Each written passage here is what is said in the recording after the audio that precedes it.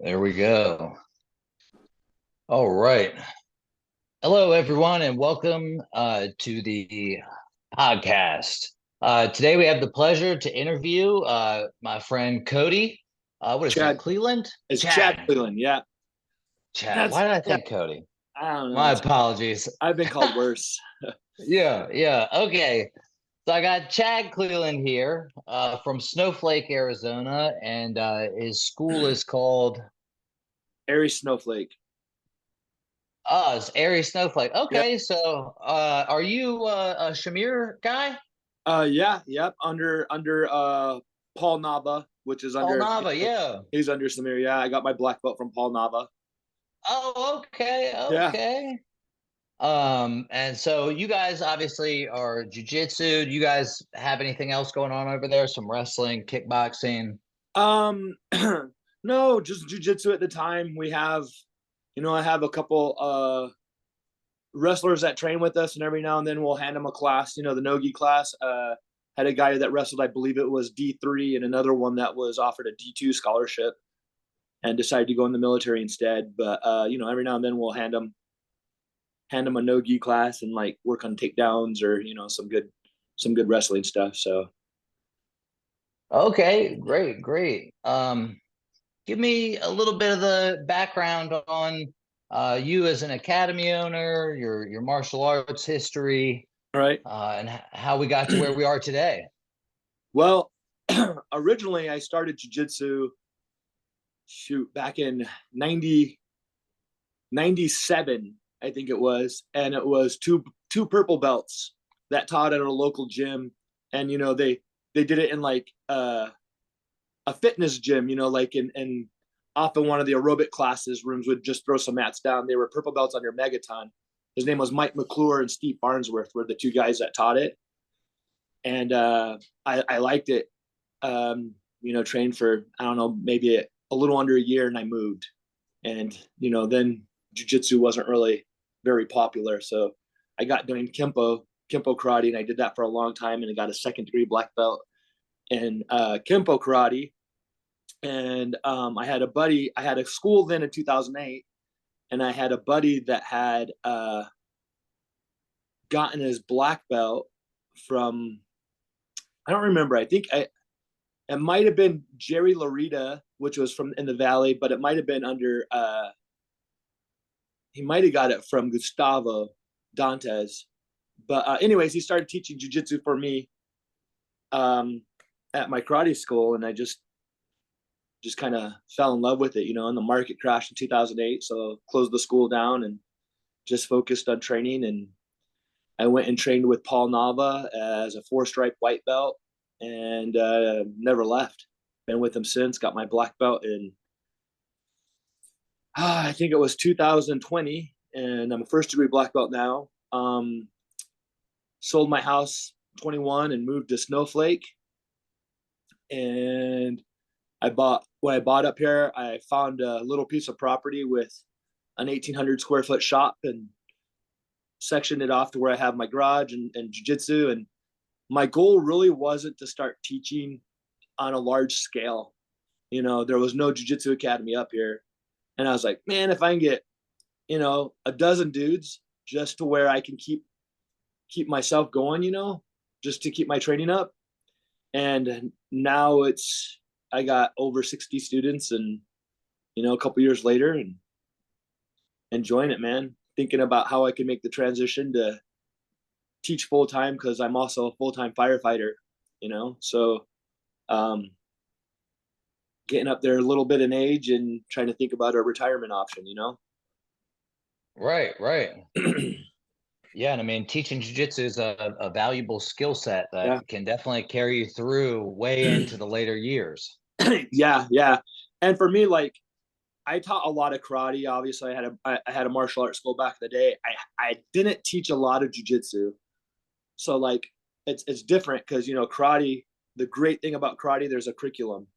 Here, let me take these off. There's a curriculum. Like, I know exactly what I'm teaching for yellow belt. I know exactly what I'm teaching for orange belt, and so on. Right?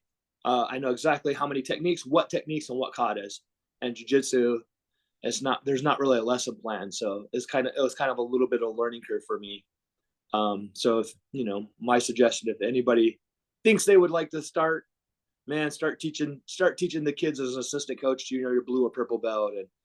And like, if you can teach a kid, man, you can teach anybody, but, yeah. So like, it's kind of been a little bit of a learning curve and trying to get formulated and trying to get my own style of teaching down, Right.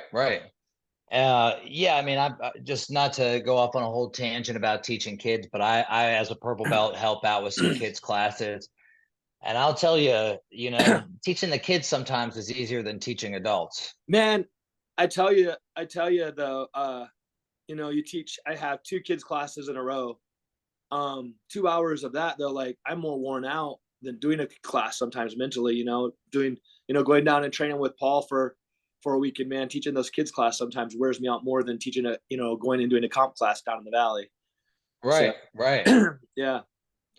So, but if, those are that's your future, as far as a business, that's what's going to help you keep your doors open. But that's the future of jiu-jitsu too, man. Get these kids dialed in. And we're already seeing it. These 17-year-old blue belts that are just, I mean, they've been training for already 10 years, and they're just insane in their abilities. well, and you think about what it was in 97 when you were Yeah. getting started, and I've read some old like Gracie books, and you see some of the pictures of techniques and the way they describe it. It's not to what it is now, and these Yeah. kids are really making it their own thing, which is awesome. So you said you've gotten the school up to about 60 students. Do you still have more room for growth where you're at? Or are you looking for a new space? What are you thinking? So my shop is 1,800 square foot. There's 2 things I could do. I have like 900 square foot of mat, so I could knock the wall out and expand there. I kind of have been keeping my eyes open and looking. There's not, I'm in a small town, between, it's Taylor Snowflake, and they basically, you run from one town into another. They butt up to each other. Only way if you're not from here is you pass a sign that says now Taylor. They're basically one community, So maybe between the 2 towns, like the rural area and the 2 towns, maybe 10-12,000 people. So it's fairly small community. So there's not a lot of commercial, when they come open, they get snatched pretty quick. So Right. I have been keeping my eyes open, I would love to move in. I was trying to make a deal with one of the guys I know here in town. His gym just moved into a really large location, and he has a spot, that's kind of open, that would give me about 1,000 square foot of mat, but I would be in a gym. I'd be commercial and, on Main Street. But it's just kind of, as far as the mats being secured, people in the gym 24/7 would be able to walk in on the mats. And there's things that would have to figure out. And I don't know if he likes kind of having that space. So he's kind of on the fence. So, cause he teaches, I believe he's the town's football coach also. So he'll get the kids in there some mornings at like 5 o'clock, and, if the gym's full, they'll do their PT over there and do some sled work and, stuff like that. So he's kind of on the fence, but it would be a great spot. It would definitely, I think, open the doors for me a little bit. Yeah, it sounds like it. What would you say that you're able to do now as a gym owner that you couldn't do before? It's as far as what do you, just anything, or what do you? Yeah. Well, like I have a guy that moved here from California. He was a pretty solid blue belt. He's won a few tournaments, bumped him up to purple recently. I do a 48.96. So what that means is, with my fighter job, I work 2 days straight and I'm off 4 days. So I have a rotating schedule. And one thing that helps is I put Josh as my assistant coach. He teaches the days I'm on duty. So now I have a straight program. Open Monday through Friday. you know, and if I got in a commercial location, I'd love to get that open mat. You know, they were always huge at Paul's on Saturday or Sunday, you know, so it's open 7 days a week and add more classes. And but adding those few classes during the week instead of it, hey guys, I'm not going to be here tomorrow. You know what I mean? So that helps. It's going enough to where I could pay him a little bit for teaching, you know, like I don't know how it was when you came up or how it is now, but like when I came up through karate, most of the assistant instructors taught for free. And I always kind of thought like, you know, these guys are giving their time, you know, they should be paid.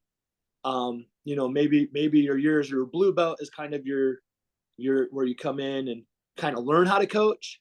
So maybe you get free lessons then, but you're not really getting paid. And once you bump up to purple, maybe, you know, get paid $20 an hour or, you know, $20, $25 a class, whatever. But maybe it's more than that in the bigger, you know, depends on the size of the program in the bigger cities. But, you know, that's kind of freed me up. I got a little bit of extra cash. Kind of relieving to me too. He's getting to be a pretty solid instructor. He's a solid purple belt already in a year, man. Looks like I'm gonna have to go in and get my shoulder redone. So you know, kind of little settling, you know, and to know that I can kind of relax a little bit and he'll, you know, make sure things are taken care of. So Yeah. you know, growing a little bit there's kind of that, you know, gonna be out probably 6 months, you know, getting my shoulder all redone. So that kind of would put a halt on everything if I didn't have them. Right, right. Yeah, and so being able to pay some good employees, keep the gym open, what positive impact have you seen those things have on others around you that maybe you didn't expect? Well, you know, everybody always hears about the with the kids and the stuff like that and confidence. And you know, I have like an adult an example. One of my guys is he's done like 3 tournaments. He's ready for his blue, but he gets super bad anxiety. And he understands the importance of like he's like, I used to get so bad before I'd come to class that I'd want to throw up. And now he's done, you know, some comps and he feels the same way at the competitions. And he's done pretty good, you know, doesn't completely, you know, some guys freeze, some guys he's podiumed a couple of times. And just seeing like, you know, people realizing the benefits of putting yourself out there. Like, you know, you don't want to be one of those coaches, oh, everybody wins. You want your guys to go out, perform to their best abilities, medal, absolutely. But when people realize like, hey, you know, there is something to just signing up and standing out there and being able to compete under that pressure, and you know how that helps you mentally and physically as well. You know, I have a you know, as far as with the community, the kids, I have about a month in, the mom called me of this girl I teach, and she's like, hey, her teacher called me and asked me like, what's changed, because she'd get a problem wrong, you know, on a test, and she would just beat herself up. You know, she was just affected by it the rest of the day, and you know, almost brought to tears, and she had this feeling like, you know, oh, I'm stupid, I can't do anything right, or you know, whatever. And I think all of us go through that a little bit as a child. But you know, putting her in these situations in jiu-jitsu to where, you know, you get comfortable being uncomfortable, you know, getting tied up and just getting beat and realizing that's part of the process, and her growing and realizing like, hey, you know what, this bad, you know, getting this answer wrong isn't that bad. It's not that big of a deal. Like she's used to, you know, the you get, when you first start, you get used to the losing and winning. Like you understand like it's a process, and like putting yourself in these difficult situations and difficult drills and difficult positions, it makes other things seem not so bad, like in life. And you know, I know we realize that, but seeing this child, you know, she's like 8 years old, 9 years old at school, that just kind of like, even if you don't like realize that's what it is, you see the same outcome, you know, and that's great being able to help kids out like that, you know. Oh, absolutely. I've got all three of mine. I have three under seven, and they all, two of them been training, since they were four. Mm-hmm. My son, he's about to be four. He's already, but some of the coaches let him train already, and Yeah. um, I mean, it is really a cool thing to watch how it impacts them in their relationships and friendships, and it's cool, man. So, uh, let me ask you, since we're on the topic of the different types of people that we encounter, who is your perfect client? For me, small town, it'd probably be the family, right? You get a mom and dad in, maybe just dad, maybe just mom. But I got a couple one that's a single mom. She has two kids, they all train, you know. But the family. I'm more like a small school, small town, you know, not that we can't, but like, we're not gonna be like AOJ, where we got this team of kids that are, all world champions, and not that we can't get kids there and help them, but that's not like, for me, like that's not my goal. Mine's to impact the family, and they train together, they bond, they get friends that are like-minded, you know uh the relationship you build training with even your partner, like, to have that outlet together. And like mine would be family for me. So I think that's great, and let me kind of ask you, like, what is your process for getting people in the door? Like, what do you guys offer? Like, how are you getting leads? um I've tried a couple different things. I've tried some Facebook ads, and post a lot on Instagram and Facebook, and I've had Facebook run the ads for me. But realistically, the town, I think word of mouth works the best. I've done community events, you know. I've done I've sponsored kids that are in 4-H, and so like, and for me, like, secondary on that is more the leads, because really for me the community's given me so much. If I can give back a little bit to the community first, that's primary. Secondary, like, just a benefit of giving back to the community. They put my name on a t-shirt, or they put a banner up, you know um Right. i'm looking to I'm looking to do a donation. Like, it just started, and I couldn't figure out who to talk to soon enough. The football, well, the season had started, but when they started practicing, like, you can sponsor or do a donation to the school, and they'll put a banner up on the football field on the fence all year long. And I kind of missed that. That was something I was trying to figure out who to talk to get in and do that. But those are some of the things I've done. And like I said, my goal at first wasn't really to get big. So like, it was just like, I was happy just doing a small school, and it really started out for selfish reasons. I want to still train. I want to Right. I want to keep at least my skill set somewhat up. As I get older, I just turned 48. It's going to naturally decline. I'm not going to perform like I did when I was, 38. Just That's just the way life is.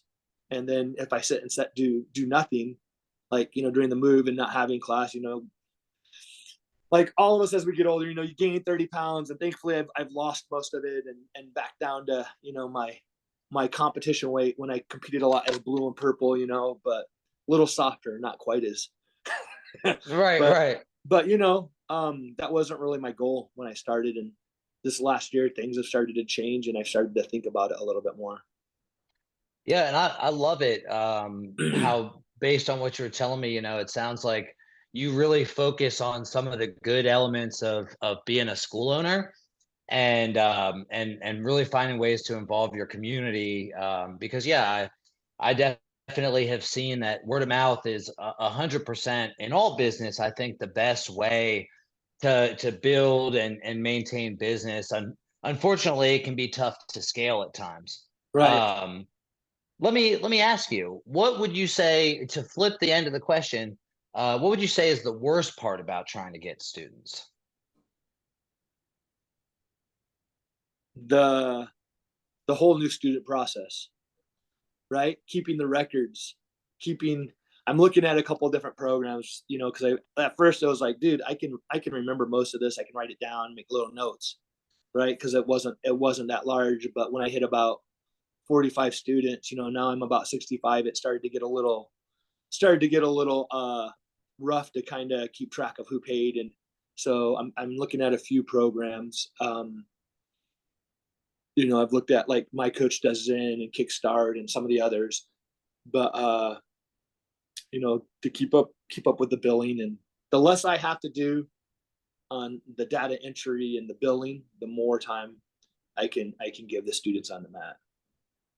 And I'm not a tech guy. So like, some people love to do that kind of stuff like me.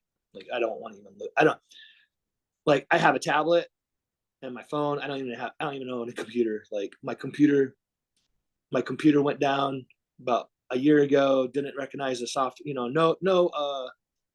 not software. What is it? Anyways, it didn't recognize there was no Windows on there anymore or whatever. And I'm like, all right, whatever. And I just threw it away.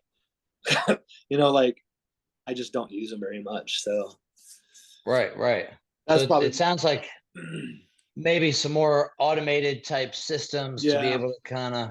And that would help, like with the follow-ups and like, hey, what'd you think? Did you enjoy your 2-week free trial? Did you know what I mean? Like kind of all that. My time, I would love to get it to where I could have more classes and offer just a pure fundamentals class instead of a mixed levels class in the beginning. And there's a lot of things I know I could do, but it's kind of hard with the amount of coaches I have and working a full-time job on top of it. Right. So what do you think about, like you said, you typically will do some follow-up with people after a 2-week trial or whatever. Do you find it hard to get people to get back on the phone with them, or get them to show up after the trial? No, I think we have a pretty good success rate when they come in and do the 2 weeks. The hardest part is, getting them to actually do the first show up.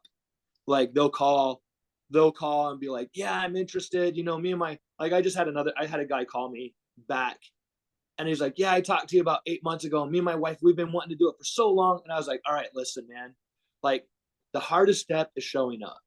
Right. That first few weeks, even first few months, the hardest step is showing up. I promise you, man, you come in, it's something you want to do. You guys say you're already watching jiu-jitsu and you're like digging it. That's the hardest step. Once you get into it and start going, like that anxiety goes. You have fear of the unknown and what people are going to be like. Like I have a great gym. I haven't had to kick anybody out or be like, you get guys that are a little aggressive with each other, but they're kind of both cool with that. You know what I mean? But I haven't had any guys that are just like hurting people and just rough with the new people, or like everybody's pretty chill here. Like most people have a job and are career oriented and like, hey, I got to go to work tomorrow, and like we can train hard, but there's not a lot of ego. So do you think, what challenges would you say you've had? Like, what have been the biggest challenges as being a school owner? Or like, and whether that's the business side or, kind of on the people side? a little, I'm not a good salesman. Like I'm not very pushy. I feel like I am good on the other side because like, I can talk to, doing my job, working fire and EMS, like I'm pretty good at talking to people. Like I don't have any issue with that, like just chatting with people. But like, sometimes when it comes to geese or like as far as being a businessman, I should be a little bit better about being like, yeah, I got a gi. They're higher quality, it's supporting the school, whatever, and they're $120. No, like I'm like, man, these kids grow so fast. Go on Amazon and buy an elite gi for $60, $50. They're decent quality. They're a great kids gi. They're going to outgrow them in 6 months, anyways. I grew up in a pretty middle class family. Low middle class, to where a lot of times we didn't get to do the stuff we wanted because of the costs of stuff like that. So I get that for a lot of families. Like I want to keep it affordable. I want to keep it. So sometimes I shoot myself in the foot. I could make a little extra money. Right. probably business minded that way, and the record side, the digital side, get everything automated to where I don't have to run the cards. I don't have to do, like I said, I'm looking into a program, found a pretty decent program, but I don't have to go back to a ledger and take, oh, so-and-so paid cash, check, or whatever, keeping it where it's all automated to where like, hey, I don't want to have to chase you down every month and ask you for your tuition. Like, Right. That's probably the biggest thing that Okay. and curriculum. So like I said, I came from a system. I wish there was a system like, hey, this is a blue belt system. Get your guys these fundamentals, teach this, and me and my coach have talked about this. Me and my purple belt have talked about this. It's like, man, I want to bump you up to where you're the assistant instructor. You're like the lead guy. You'll get your brown belt, your black belt as I get older. Like, I want you to run more. He's a good dude, good family guy. Like, we talked about setting up what do we need to teach our guys? Let's make sure they have all these moves before they get their blue belt, especially since I don't have a fundamentals class. It's easy to jump into, oh, look at this leg weave back take, and the guy doesn't, the guy doesn't even know, he's a month in and hasn't been taught, some of the basic arm bars, or right. So it's real easy to get. I try to separate them and pull them separate in class, but like, so some of it is just the whole organization. So, are there any other things that you would change about your current situation if you could?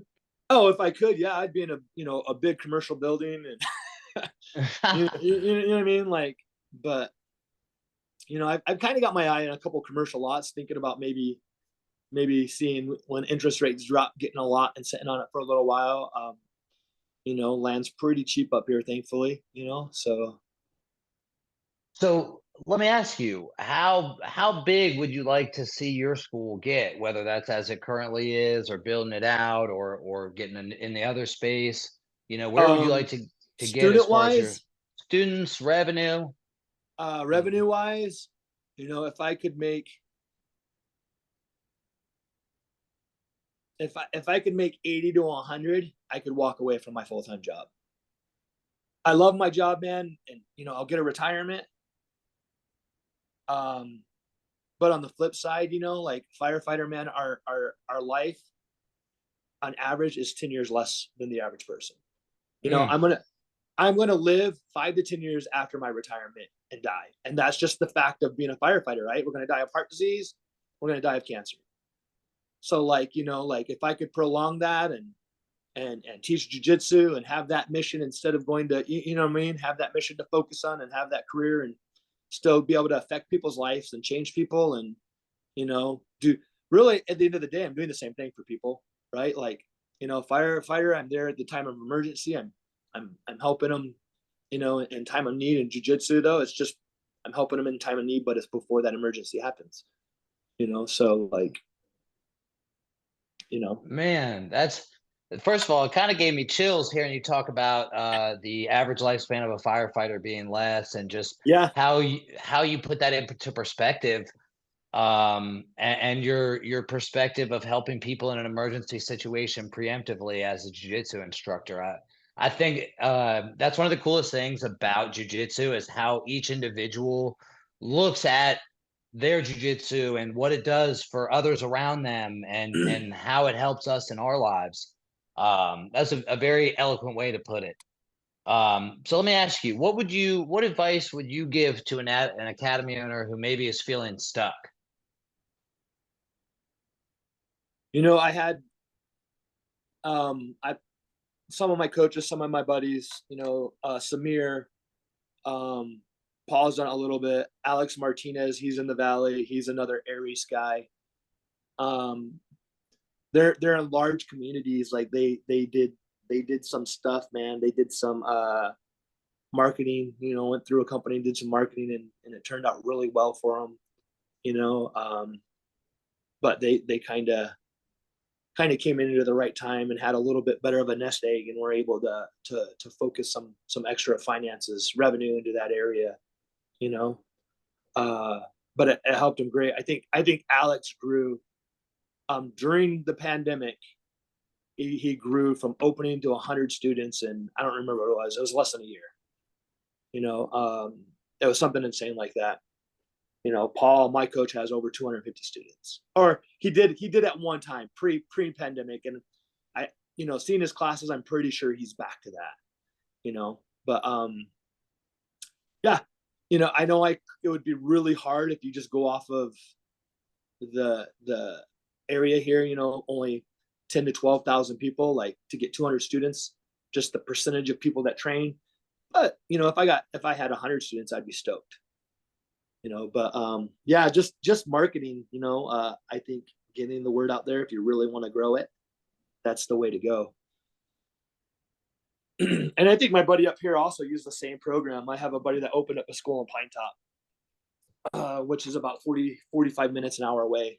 Another town up here. He moved up here after I did. He also got his black belt from Paul Nava and moved up here, and I think he used a little marketing thing too. So Yeah, that really is where we're at kind of in the modern world. I've talked to 1,000 people who they may have the best jiu-jitsu school in the area, but due to their inability to market properly, you get other people being able to capture that market share without necessarily as big of a skill set behind it, or yeah, maybe as much care for the community, which uh, always to me makes me think like, hey, invest in the company or the time to learn how to do these things and what's working, and if that's not your cup of tea, hire somebody to do it for you. right. So let me ask you one last question, and we can finish up. What would your advice, if you had one piece of advice to anybody else who might be considering opening a school? Get time on the mat teaching. So if you think that's something you want to do, your coach says, "Hey, I want you to teach the kids program." Nobody wants to teach the kids program, but you know what I mean. But like, I love it, man. I mean, they wear me out, but at the same time, I have those days at work where I come in, and I maybe got 2 hours of sleep, 5 hours of sleep in 2 days, 2 hours a night, Mm-hmm. and I come in and I'm exhausted. And it's like, man, I got to get energy. You got to give these kids energy or you're going to lose them. And giving them that energy, even though it's fake the first 10 minutes, it builds, right? It builds and it turns real. And the kids, you get energy from the kids, and like teach the kids, get in there, get time on the mat. At the end of the day, it's going to increase your jiu-jitsu too, because you're learning how to break down techniques. You're really learning how to understand them better. As not just when they do this, I do this. It's when they do this, I do this because you know what I mean. So you understand techniques. So it's only going to make your jiu-jitsu better. But start teaching as soon as you can. Start really honing in those fundamental skills. Also, like, at the end of the day, those are going to be your bread and butter for the kids. Teach them the fundamentals. You can teach those kids fundamentals until they're 16 and just work the same stuff over and over and over. And they're going to be solid jiu-jitsu players. They're going to do great at tournaments, and they're going to be able to defend themselves. So like, and they're going to be good at jiu-jitsu. So, like, that's what I would say. Get into teaching as soon as possible. Get Man, that, under that instructor, and get a good coach, a good mentor on how they treat and talk to people, and how they teach. Get a mentor and emulate that, and go from there.